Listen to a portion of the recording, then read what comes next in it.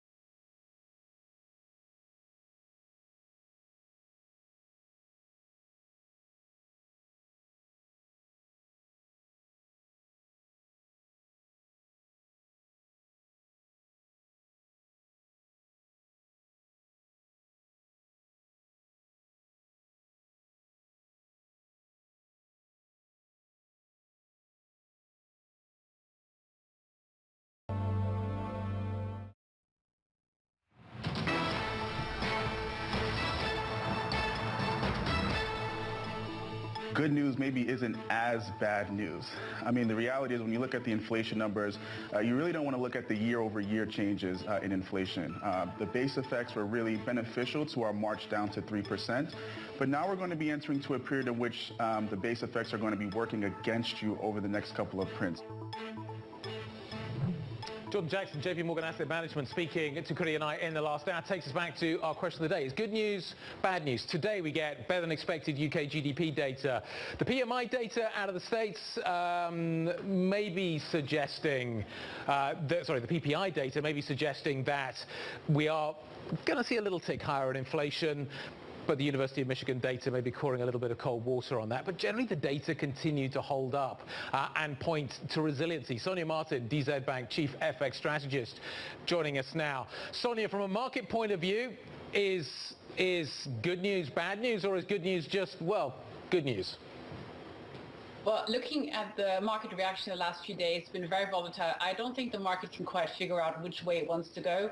I do share the sentiments that were mentioned earlier in your show. I mean, especially when you look at the UK, in that economy is really at risk of falling off a cliff if the Bank of England continues to hike, which they may well have to do. It's somewhat unusual, I think, that investors are so focused on these last rate hikes. You know, normally it wouldn't matter so much. Normally we would look beyond this, but it just goes to show, I think, how big the uncertainty in the market currently is. And investors, I think, are very jumpy and, you know, don't particularly hold strong convictions. Sonia, in your universe, as we talk about the ending or nearing the end of these rate tightening cycles around the world and resiliency in various economies, what's actually driving the FX market here? Are we still looking at interest rate differentials? Well, it depends which currency pair you're looking at. I mean, looking at dollar-yen, I would argue that, yes, the interest rate differential clearly plays quite a significant role here. Generally speaking, I do find, as I just said, somewhat surprising, there is still a lot of focus on where rates are going to go in terms of, you know, where the last rate hikes are going to happen. So I think monetary policy is still very much in the driving seat. That may change in the coming months. I think once we have the tightening finally behind us and that becomes clear, I think that's when the focus is going to shift back towards, sort of basic fundamentals, i.e. the growth outlook. And that's when investors are going to have to try to figure out which countries are at the biggest risk for a hard landing. Okay, so are we pivoting from worrying about rate hikes, do you think, and thinking more about the duration and the elevation of rates? Is that going to be the ultimate determinant here? Yeah, I think so. I think that's really what's going to happen now. Investors are going to try to figure out, right now we're sort of focusing on the peak in the rate hike cycle. Once that's behind us, we're going to focus also, obviously, on the economic perspective, and that means, in turn, that's when we start thinking again, actually, about rate cuts. Next year. I mean, that whole discussion about rate cuts. Remember, just a few months ago, everyone was talking about the fact that the Fed was going to cut rates later this year, definitely into the beginning of next year. That discussion has completely died down because everyone's so focused on what's going to happen in September. So that discussion is going to come back, and that's going to be the big story for next year. But now we have to get over the hump first. But if those rate cuts, for example, are pushed further and further out to 2024, 2025, or beyond, Sonia, where does the dollar weakness case come from? Where is the bear case for the dollar? I actually think it's still in the rate cut scenario. I think that, the market is very focused on the September meeting and the potential not for a rate hike, and I think it's ignoring the economic risks pretty much at the moment. I mean, the whole recession talk has completely died down. Everyone's very optimistic. There's some talk about Goldilocks scenarios. I don't think that's likely to happen. The U.S. will weaken significantly. It may not be a deep recession, but it's going to weaken, and the Fed will cut rates next year. I just think right now, no one's paying attention to that story. So when that starts happening, we do see the dollar weaken. Okay, there's a whole bunch of things that I want to dig into there. There is a slowdown coming. Sonia, to what extent, though, is there a risk in the near term that we see a re-acceleration of inflation that could kind of unsettle that whole idea that potentially we will see rate cuts next year? And ultimately what we get is a re-acceleration of inflation. We see sort of tightening getting priced in more, then the economy contracts rapidly and the Fed's got to cut and cut hard. Kind of walk me through how you see that sort of trajectory. How big a risk is there that inflation re-accelerates? How big a risk is there that actually the landing is harder than we anticipate now? Well, in a way, you've just kind of described our base scenario, although maybe not as extreme. Certainly, we do expect inflation to pick up in the months to come. I think one of your guests earlier mentioned the fact that some base effects which have been working in our favor are going to work against us in the months to come. So that's going to pick up inflation. And we do expect, in fact, we do expect the Fed to hike again in September sort of as an insurance hike. As long as they stick to one more rate hike and the inflation does decline after that, we're going to have a significant slowdown, but no hard landing. If, as you said, inflation were to stay higher for longer, prove stickier, or maybe in worst case scenario, we get a new sort of inflation accelerant for some reason, that would dramatically increase the risk of a hard landing, because we're at this precipice. It's a very fragile situation, and I think anything that would make the Fed hike harder, more than one more rate hike in September, would trigger a massive risk of a recession. So, Sonia, that's a developed story. From a more macro perspective, it felt like FX, for example, was being used in the absence of any real kind of catalyst. And what I mean by that is simply when the stock market and even the bond market were trading really in range, you started to see the FX market and kind of riskier bets like carry trades, for example, Mexican peso versus Japanese yen, kind of come into vogue. If we start to see actual changes in this policy, as you outlined, does the carry trade die? Well, I wouldn't say so. I think for that to happen, you'd have to see, well, at least you'd have to see a real significant and lasting increase in risk aversion. I think investors are always hungry for yield and always hungry for carry returns as well. That's one of the reasons why we see dollar yen where it is, for example. So I think that's still very much going to continue to remain a popular play. And that, I think, would only change if we were to get a significant change in the way that the market perceives risk. And remember, for years now, investors have been used to central banks bailing them out whenever things got really hard. So I think what often happens, we see a short-term push in risk aversion, but then there's that realization that central banks will come to rescue the day, and it goes back to being risk on. Central banks actual governments. Looks like there's a lot of rescuing going on. Sonia Martin of DZ Bank, we thank you as always for joining the program. Coming up, Telecom Italia shares rose to their highest since April after KKR signed a preliminary agreement with the Italian government. More on what the Meloni government's minority stake could mean for the country's biggest companies. We dive in. That's coming up next. This is Bloomberg.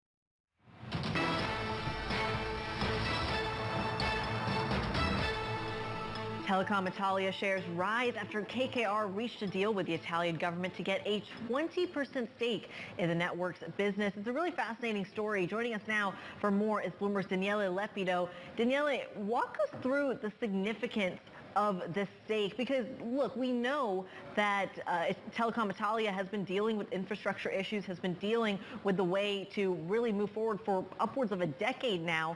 Is something going to change here?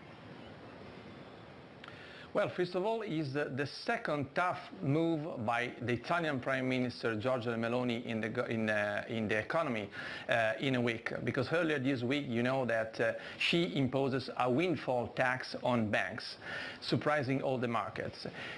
This move shows how the Prime Minister Meloni cares about the networks, because Italy considers the network as strategic assets, and they want to, in some way, have an oversight of the network. There's another point that we need to underline, since the government wants also to safeguard the about 40,000 workers of the company, and Telecom Italia is been grappling since many years with the shrinking revenues, and every time someone speaks about job cuts, unions comes up. So Rome really wants also, both from one hand, having an oversight on these strategic assets. Yes, please. Okay, let's talk about how this deal could then happen. Vivendi, does this deal tell Vivendi to get the deal done, to accept the offer that is being made by KKR?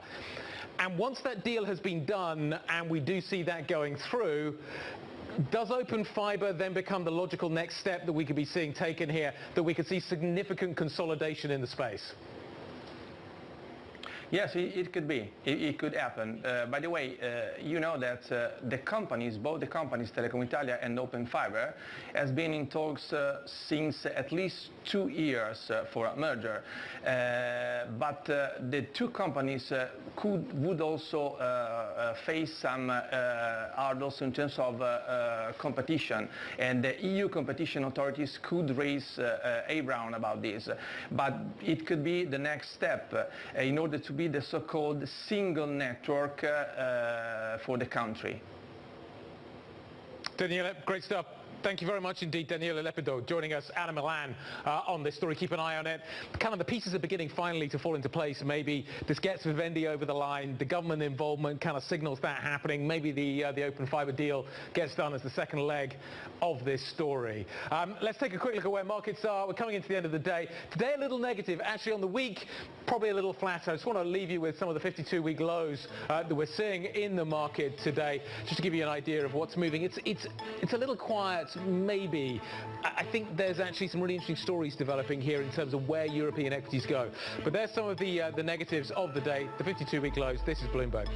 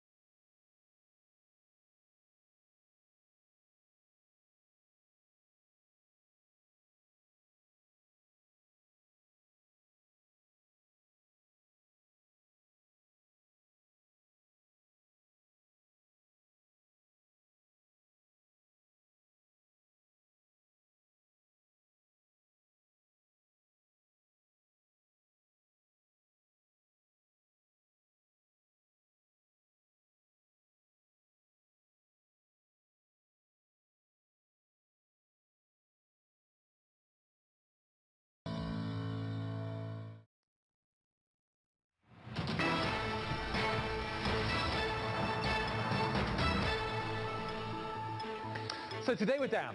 On the week, not so much, but today we're down. European equities under a little bit of pressure. We're down by, let's call it circa 1%, 1 and a bit%. FTSE's down, CAC's down, DAX is down.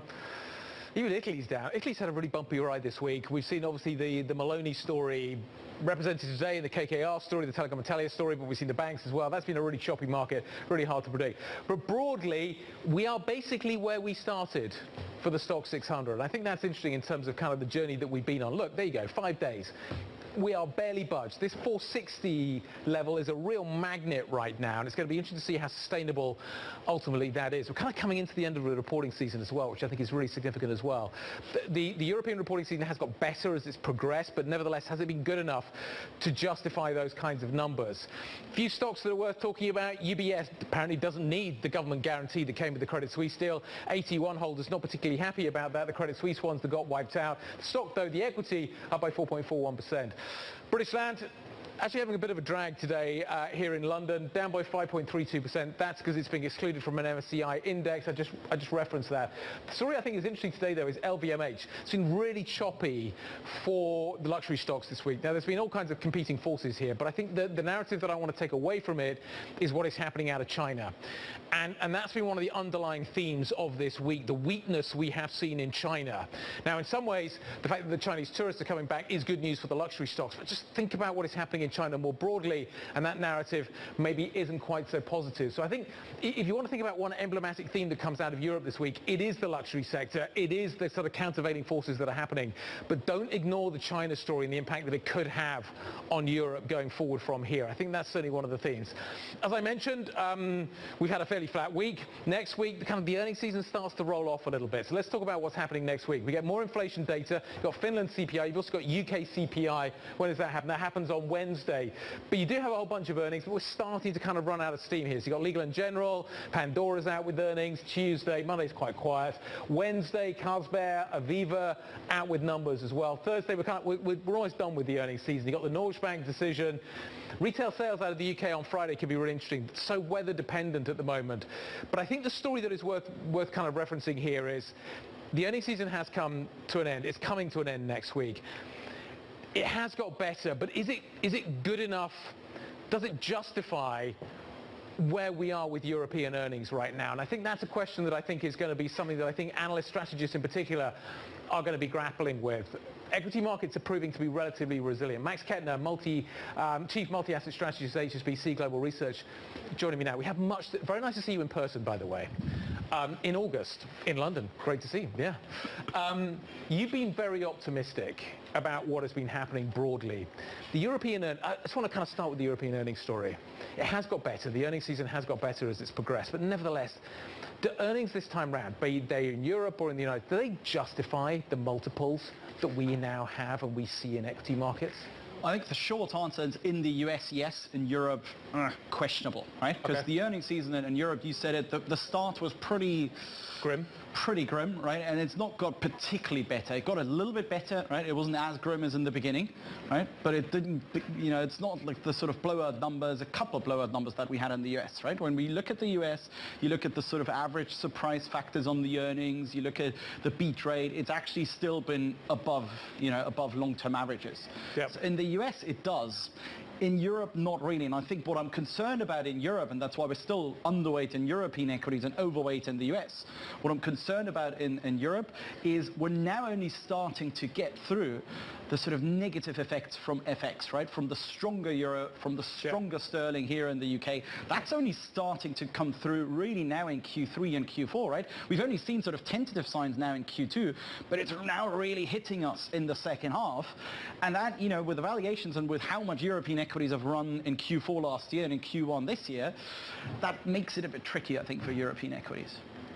Max Creedy in New York. Today's such a great day to kind of talk about fund flows here, because when you look at the kind of stock 600, you're seeing this massive pullback down to 1% or closing lower than 1%. But in the S&P 500, a more minimal pullback. Talk to us about that divergence here in the trade-off between the U.S. and Europe. Doesn't it make more sense that if Europe is doing more poorly, you almost invest there now because there's more growth to be had? Yeah, I think it's probably a little bit too early for that, right? So, because the problem is really on the earnings side, right? The problem is on the earnings side, it's on the FX side, that those sort of FX translation effects, they're going to come through now. So I think you're right that when we look at, some of the PMI numbers, right? You look at Germany at sub 40 and all these sorts of things, that there will come a time pretty soon in the second half where we could go overweight in European equities again. But for now, when we look, for example, at the manufacturing cycle, right? Actually, most of the signs on the manufacturing cycle, whether it's new orders over inventories, whether it's capex intentions, whether it's regional Fed surveys, what they're telling us for new orders or the outlook on new orders, or sort of a broader story on destocking, it's all been strongest in the US. Not really in Europe, right? So that's why it still does make sense to actually stick to that US call and not quite rotate back into Europe. When I think of Goldilocks, I think of you. It's a strange thing, but it's true. So when you sat down for your porridge this morning, was it just right? Was it getting a little too cold, or was it getting a little too hot? Well, as a German, right, porridge is not what I'm eating, right? Okay. I'm going to go for my Bavarian sausages, right? So that's okay. How are your Bavarian sausages? So here we go. No, but look, you're right on the Goldilocks side, right? It is getting a little bit trickier because up until 2 months ago, when we sort of ushered the world Goldilocks, because you had this combination of pretty downbeat expectations on the earnings side, on the top down side, and disinflation, right? So it's like a trifecta of Goldilocks. Great. Yep. Now, all of a sudden, when we speak to clients are asking, oh, but this is all Goldilocks, right? Like, what could ever destroy the Goldilocks background? It is pretty, because, I'm a difficult character, so I like to disagree with people. So it always frightens me when people do agree with me. So it is getting, but in all seriousness, right? Like, I think that Goldilocks picture, that sort of soft landing picture, is getting a little bit ahead of itself, right? It's getting a little bit too consensus. And I do think once we get towards Q4, right, we're going to get a little bit of a change in medical services on the CPI in the US, right? Yep. Goods disinflation is actually going to start running its course, right? With energy prices now, that means energy disinflation will be running its course, right?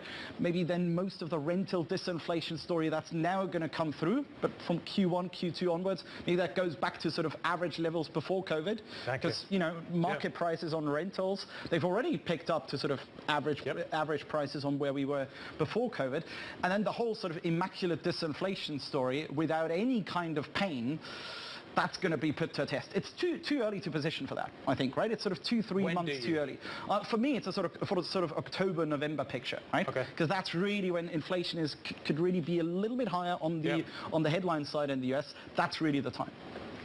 Max, I'm going to lean into your pessimism here for the markets and really harp on that energy disinflation story you're talking about, because if you look at a chart of, say, even oil prices or the Bloomberg Commodity Index, prices are actually going up, not by a massive margin, but they are ticking higher, from soft commodities off of mostly geopolitics to even Brent crude. We're looking at $87 a barrel at the moment. When does that become a bigger headwind for Europe?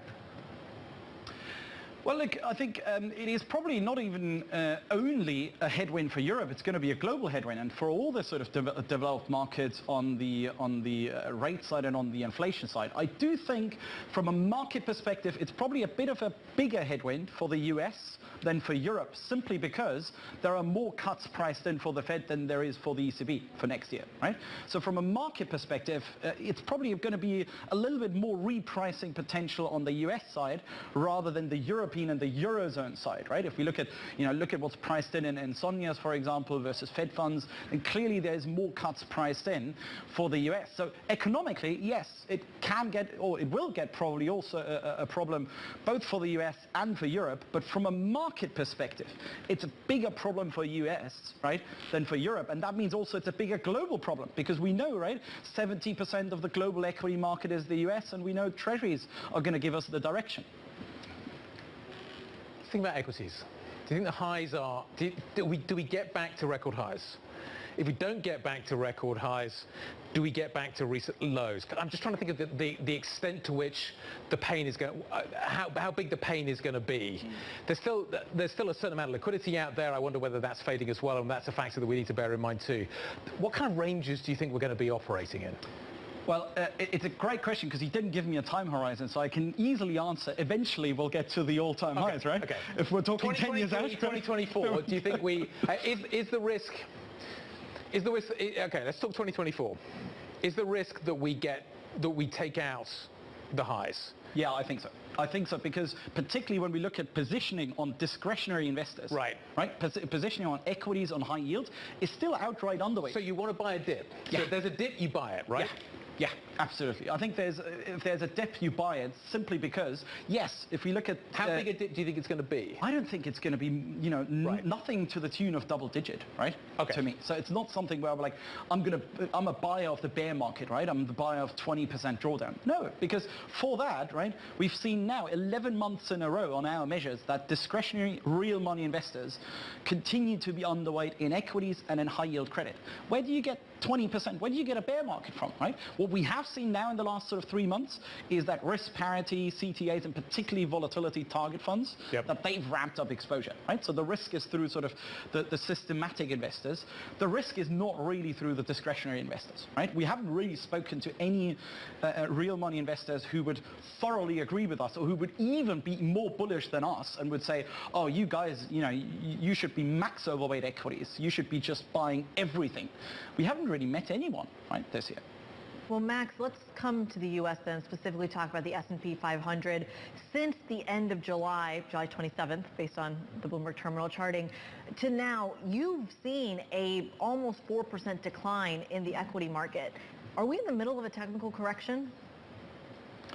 Yeah, probably. I think so, because when we look also at the rate side of things, right, it's not only a correction on the equity side of things, it's a sort of broad-based decline, right? Because what we're seeing now is, and what we've realized, of course, a lot of people are pinning it only on the supply and the issuance and the fiscal story in the US, but we shouldn't forget that what's also happened is that in the last 6 weeks, there's been a notable shift, particularly in US growth expectations, right? If you looked 6 weeks ago, consensus in Bloomberg was calling for a recession in Q3 and in Q4 in the US, right? Now, particularly Q3 growth expectations have been massively revised upwards, right?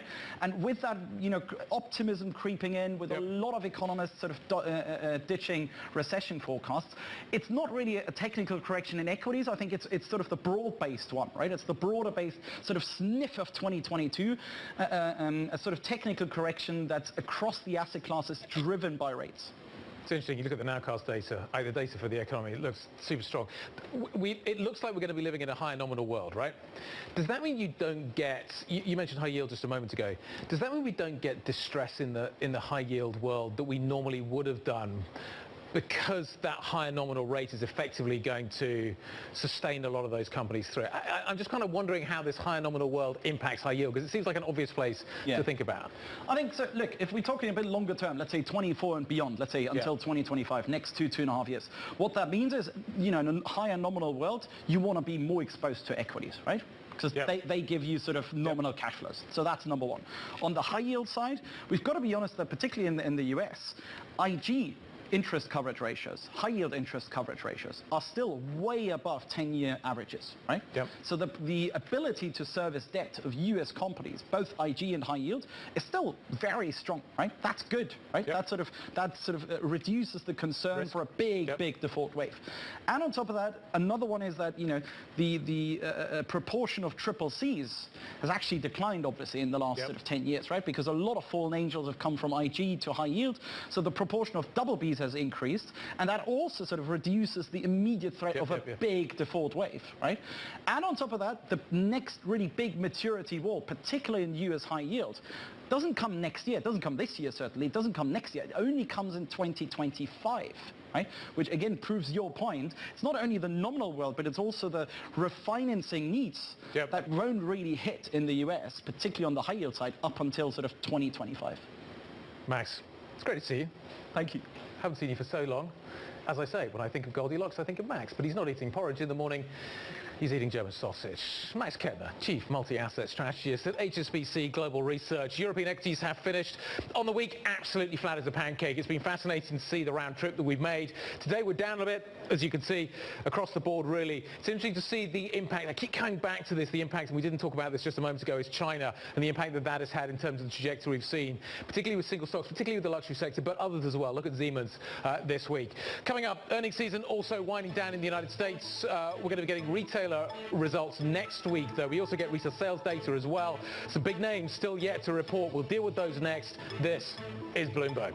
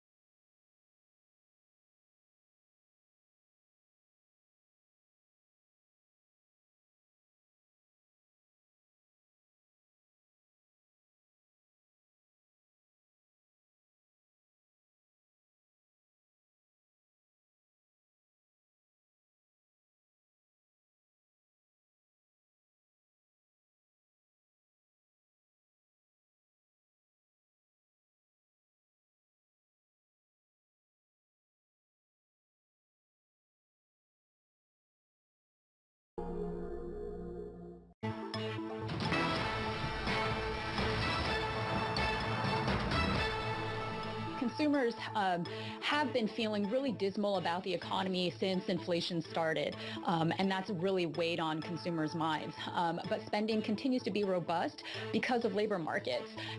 Consumers continue to feel that their income prospects are strong, and that's precisely what is supporting spending.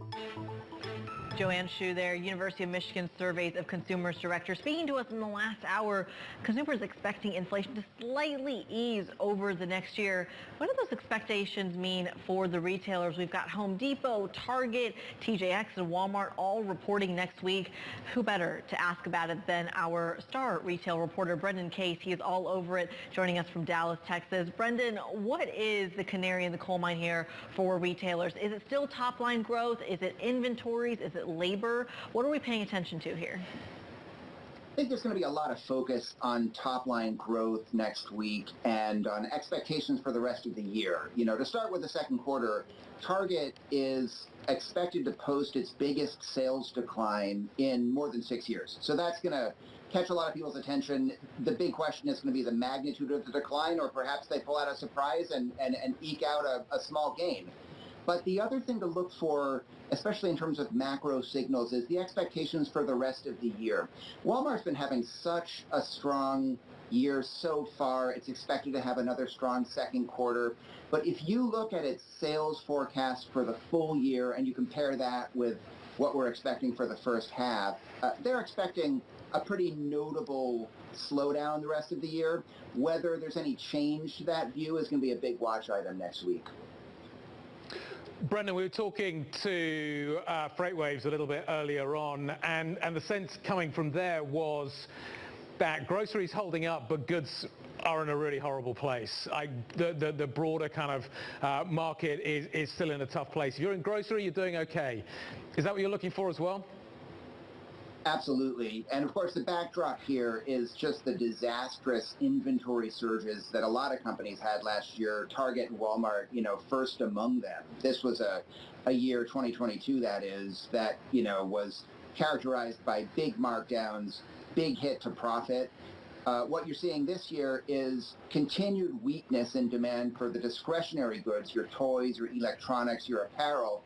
Retailers are being really cautious in terms of buying more of those goods. That's why you could be seeing some weakness in that regard in freight. But groceries are yes, they're holding up quite strongly. A lot of resilience there and a lot of strength in Walmart. Even with Target, which is having its sales problems, they're reporting pretty healthy growth in their food and beverage operation. Brendan, I want to hone in on Walmart specifically here because Walmart, unlike Target, Home Depot, and TJ Maxx, has this kind of fuel component as well. People go to Walmart, you get your groceries, and then you fill up your car as well. Where does the oil component fall for them? For them, it's not a huge part of the business. It's definitely something that they see more as a tool to kind of get people into stores. And of course, not all of their stores have gas pumps. Gasoline, of course, is a big part of their Walmart Plus membership program. But the bottom line is that that's not really a profit focus for them. It's more of a tool to kind of get people, near the stores, into the stores, spending money on groceries and general merchandise. Big week for Brendan coming up. Looking forward to the coverage. Should be great. Has the potential to produce a few surprises? We've certainly seen that in the past. Brendan Case, thank you very much indeed, sir. Greatly appreciated. This is Bloomberg.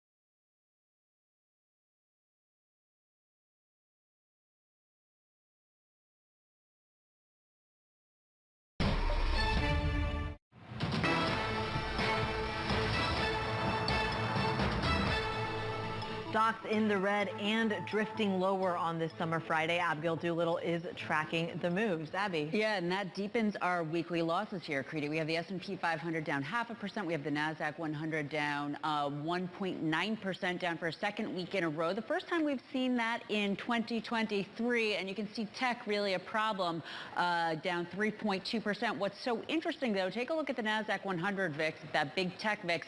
It also is down. I was just speaking to Kevin Kelly over at Kelly ETFs, and he said that this is because most of the big tech earnings, well, they're out of the way. So the implied volatility, it is also out of the way, although we will be talking, Kevin and I, later today on Options Insight about the second super moon of August. What might that mean for big tech? As for the stocks, well, it's not a great week. All 30 members are lower, down 5.1%. And today we can actually see a couple of the members that are dragging. NVIDIA, of course, we looked at in the last hour, its worst week of the year. Advanced Micro Devices down today, down 3.2%. There's NVIDIA down 3.7%. I think some folks worried about will they be able to deliver on AI. And then we have Meta and Tesla down. And of course, Kathy Wood is selling some of her Tesla. She still likes it. But far more interesting is, of course, this potential gladiator fight between Elon Musk and Mark Zuckerberg. Apparently, there's some serious talk that it will happen in Italy, maybe the Colosseum, but in Rome. That will be what's in the background. We still don't have a date, though. We don't. I think Giorgia Meloni should be the referee. That would be fantastic.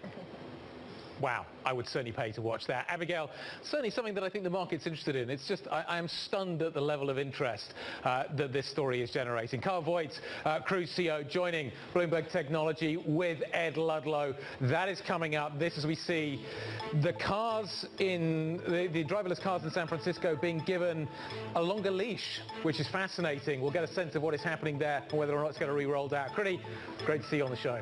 Thank you very much indeed. Always a pleasure to be on with you. You're going to be coming over here soon. You're going to be coming. This could be the last time we see you on the show. You're going to be coming over here. Critty's joining the European team. We're all very, very excited about this. Anyway, have a great weekend, everybody. Thanks for watching. This is Bloomberg.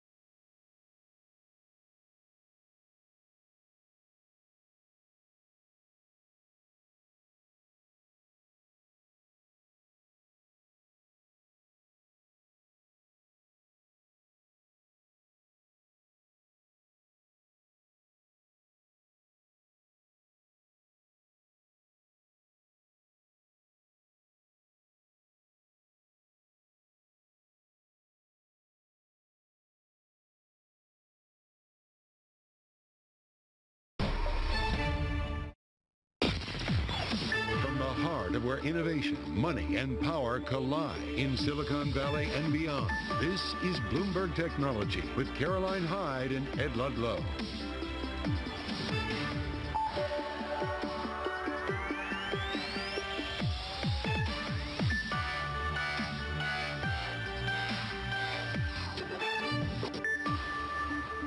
I'm Ed Ludlow here in San Francisco. Caroline Hyde's off today. This is Bloomberg Technology. Coming up on the program, robo-taxis get a big win in San Francisco. Cruise CEO Carl Vogt joins me live on set as regulators vote to allow his company and Google's Waymo to truly commercialize their tech here in SF.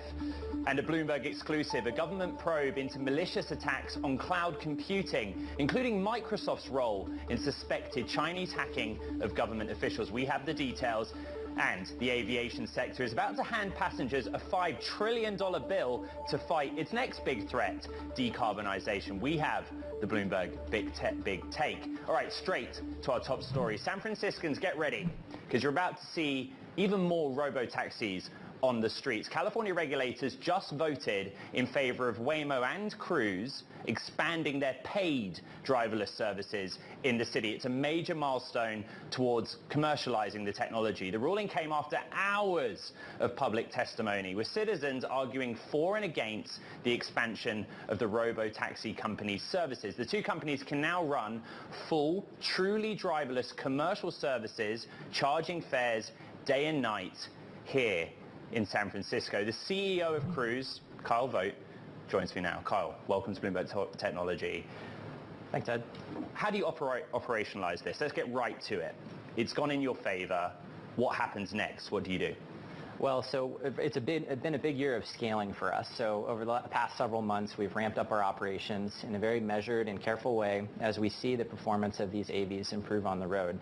And so the big difference with yesterday's permit, which is the 6th one we've got in California, the final one needed to commercialize our service, is we can convert that service from a free service to a fared service. And so it's a big milestone for not just us, but the AV industry, and I think a signal for California that we are going to prioritize progress versus accepting the tragedy of the status quo on our roads today. How strong is the signal? I tweeted or I X'd that you're coming on the program. And actually a really fair question I got in response was, why did the CPUC just do San Francisco? Why not say to Cruise or Waymo, have at it in Los Angeles, Sacramento, any other city in the state? That was actually at our direction. We've been working with regulators, like I said, for years now. And the very first time we went to the CPUC for fared service, it was for a small region of San Francisco, a limited number of cars, so we could, work with regulators and show them that this technology was ready. And so this is actually the second time we've gone for a fared permit, and this is an expansion of that original permit. And we'll do the same later this year, or perhaps next year when we expand into California and other cities in the States. So why San Francisco? Why is this the place to not just test the technology, but commercialize the business? Well, candidly, we're based here in San Francisco, so this is our, our home territory. But we see San Francisco as a litmus test for the commercialization of robo-taxis. If they work in a city like San Francisco, where we have high population density, steep hills, heavy fog, a lot of tricky construction and other things, then that means it can work in many other cities similar cities across the U.S. And of course, from a business standpoint, these are the early days of the technology. These vehicles, the first version is always more expensive than later ones, and we want to start in cities where there's a high willingness to pay. So you'll see us start in some of the major cities before we work out into some of the other cities. What about money in your pocket now? I know the wait list is in the tens of thousands. So you are able to charge a fare, you onboard the wait list. Does that bring in sort of meaningful revenue for you guys? Because I'm going to get into the history of your company in a second, but I am interested in how quick the impact of being able to charge a fare is. Well, today we're still operating in relatively small scale. It's going to, we have on the order of hundreds of vehicles, but up from, 50 or so a year ago. And you're going to see that move into the thousands, not right away, but over time, across several cities that we're operating in. But, the rate of expansion has been pretty impressive. And this is not because we're going, just going wild here. It's actually because the AV system itself is improving so quickly. That's one of the remarkable things about AVs compared to human drivers, is they can keep getting better over time and even exponentially. And so even just a couple weeks ago on the GM earnings call, I said we were at about 10,000 rides per week. This last week it was 15,000. So we're seeing demand that's off the charts, and I think that's going to lead to continued expansion in the near term. I talked about the history. Last night on Bloomberg Television, we aired an episode of The Circuit with Emily Chang, and she's talking to Gary Tan about Y Combinator. You guys were Y Combinator class of winter 2014. I think that's right. 9 years it's taking you to get to this point. Is that fast progress, or is that frustratingly slow progress? Well, building a car that can operate, better in many ways than a human driver is one of the ultimate AI challenges, and there's no shortcuts. And so, the first 8 years of this 10-year journey was a grind. It's continuous improvement, improving the software to the point we saw compelling evidence that this is going to have a positive impact on road safety. And so unlike, other AI products where you can launch a product out there in the public as soon as it's kind of working, in our case, that technology really had to be matured and made robust before we put it out there on the roads. And so it has been a 10-year journey, but we're really happy now that we're finally able to put this out there and people are able to use it, and we're going to see benefits in road safety as a result. Okay, so we're going to look at some pictures of what are retrofitted, customized Chevy Bolts driving around San Francisco. It's also the case in other states like Arizona, Texas, right? A question I constantly get is why no New York City, but also no China, because there are Chinese players that test in the Bay Area and in Chinese cities. Could you answer those two, please?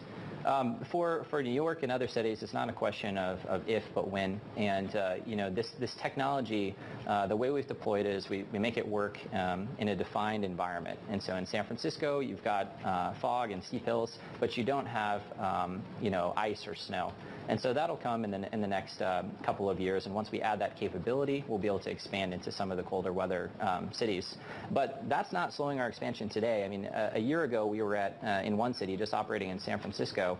As of today, we've announced 7 or 8 cities that we'll be in imminently. And so you're going to see that rapid expansion probably in the Sun Belt, in the areas where the capabilities are a match to what we see in those cities. Let's talk about the future from the technology perspective and origin.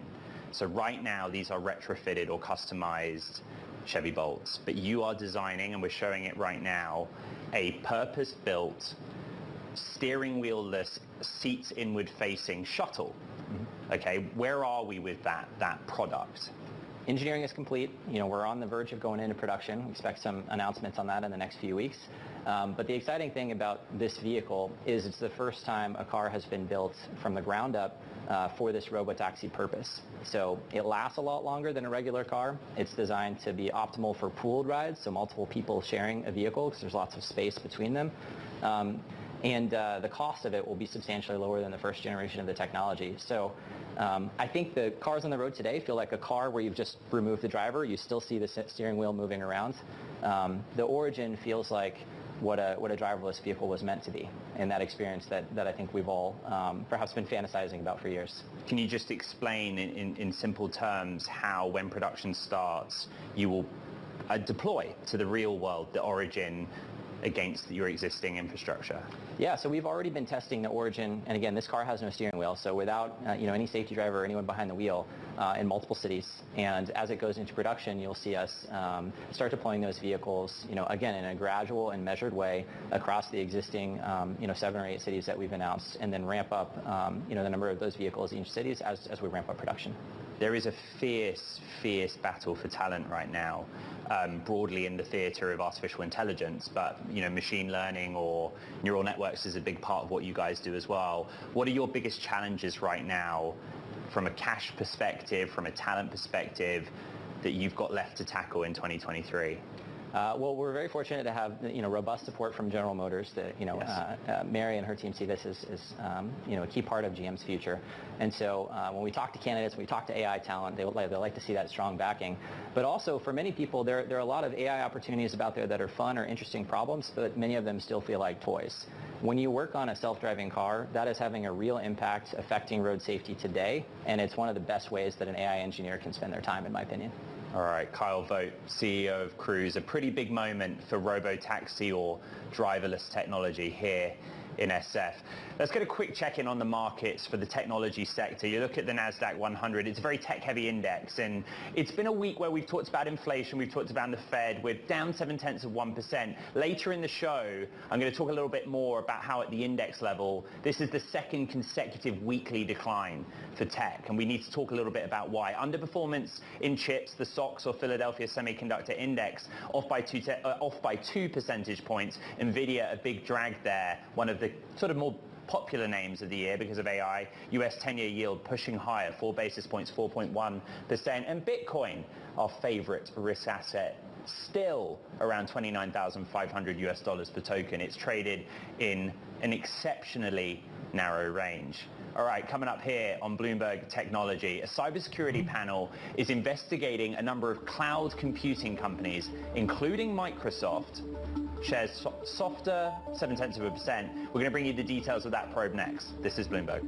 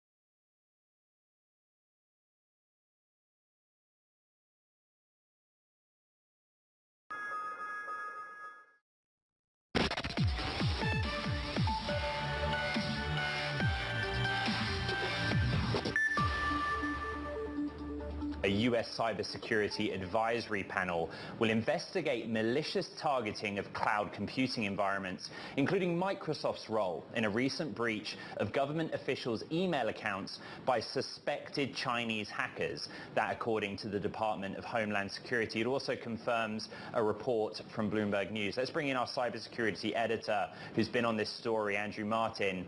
Andrew, help me understand the basics here. What is being looked at?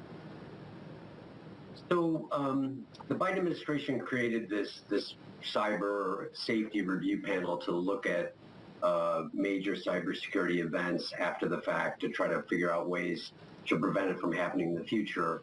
And what they did here is following a hack that was revealed in July that included a bunch of U.S. government email accounts, including Commerce Secretary Gina Raimondo.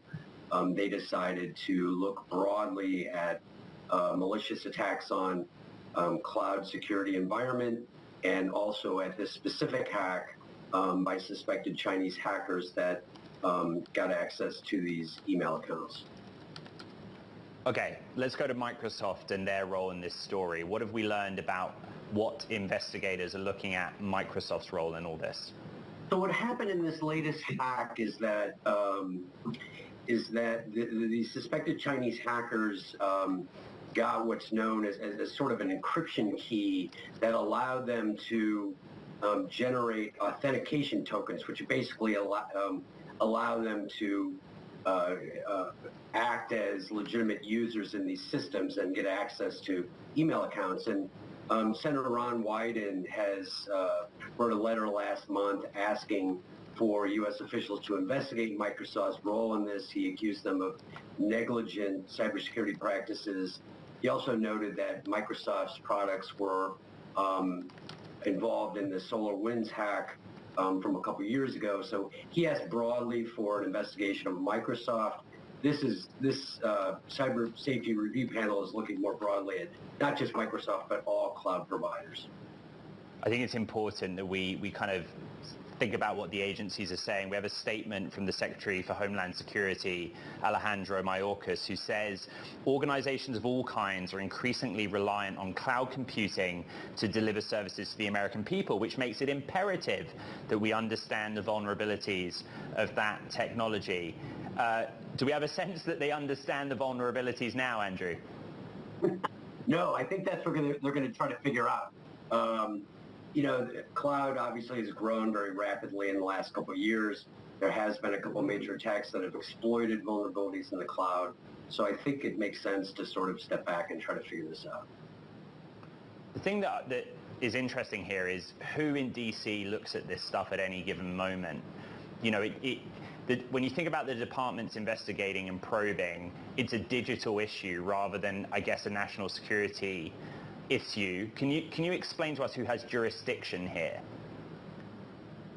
Yes. So there's an agency called the Cybersecurity and Infrastructure Security Agency, which oversees sort of the defense of U.S.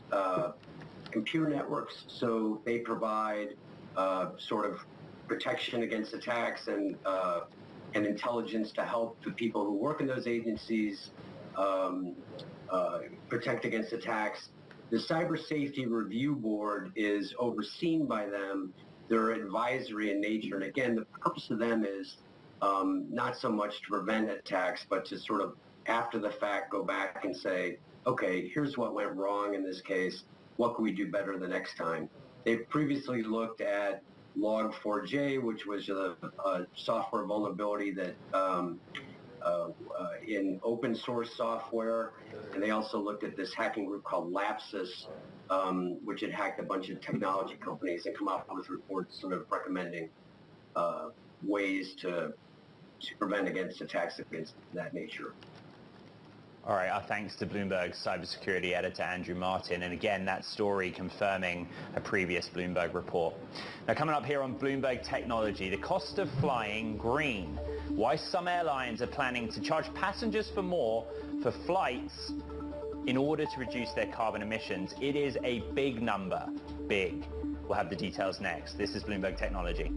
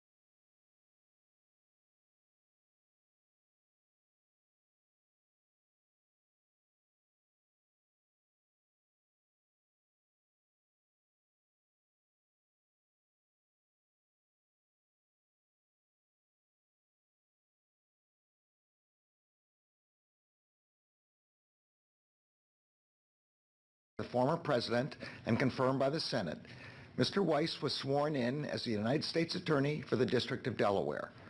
Mr. Weiss had been a career prosecutor, having served previously in the office for more than a decade.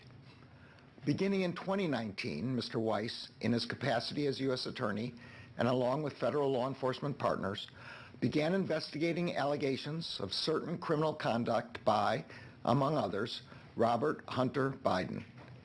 That investigation has been recently referenced in federal criminal proceedings in the District of Delaware, and as noted in those proceedings and other public statements by Mr. Weiss's office, that investigation remains ongoing. In February 2021, U.S. Attorney Weiss was asked to remain as U.S. Attorney for the District of Delaware and, in that capacity, to continue to lead the investigation. As I said before, Mr. Weiss would be permitted to continue his investigation, take any investigative steps he wanted, and make the decision whether to prosecute in any district. Mr. Weiss has told Congress that he has been granted ultimate authority over this matter, including the responsibility for deciding where, when, and whether to file charges, and for making decisions necessary to preserve the integrity of any prosecution consistent with federal law, the principles of federal prosecution, and departmental policies. In a July 2023 letter to Congress, Mr. Weiss said that he had not to that point requested special counsel designation. On Tuesday of this week, Mr. Weiss advised me that in his judgment, his investigation had reached a stage at which he should continue his work as a special counsel, and he asked to be so appointed. Upon considering his request, as well as the extraordinary circumstances relating to this matter, I have concluded that it is in the public interest to appoint him as special counsel. Commitment to provide Mr. Weiss all the resources he requests. It also reaffirms that Mr. Weiss has the authority he needs to conduct a thorough investigation and to continue to take the steps he deems appropriate independently, based only on the facts and the law. Mr. Weiss will also continue to serve as U.S. Attorney for the District of Delaware. As special counsel, he will continue to have the authority and responsibility that he has previously exercised to oversee the investigation and decide where, when, and whether to file charges. The special counsel will not be subject to the day-to-day supervision of any official of the department, but he must comply with the regulations, procedures, and policies of the department. Consistent with the special counsel regulations, at the conclusion of Mr. Weiss's work, he will provide me with a report explaining the prosecution or declination decisions reached by him.